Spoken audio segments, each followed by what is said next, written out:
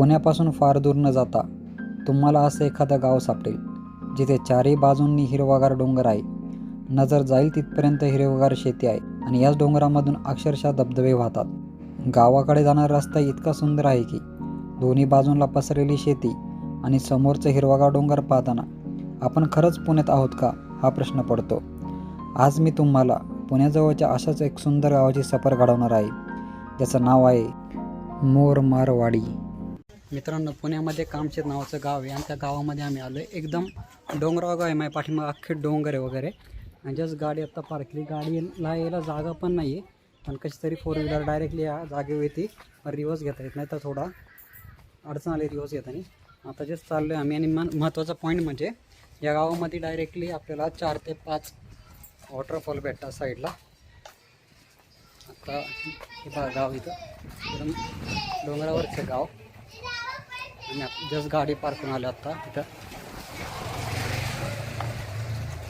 इकडे आहे ना, इकडे आहे.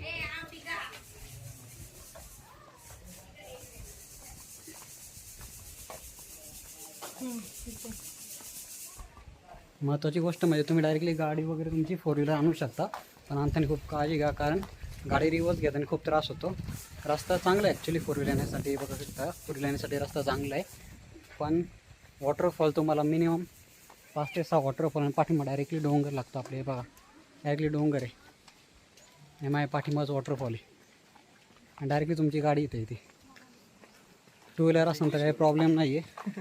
टू व्हीलर डायरेक्टली तुमची वॉटरफॉलपर्यंत येते.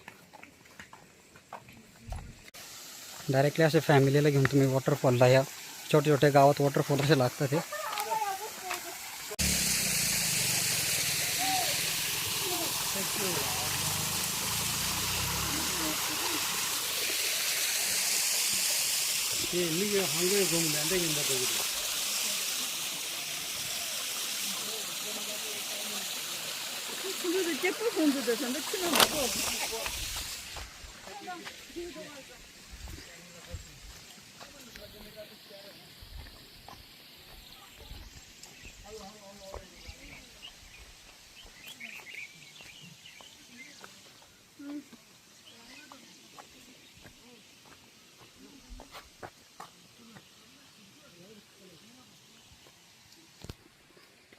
निवांत या.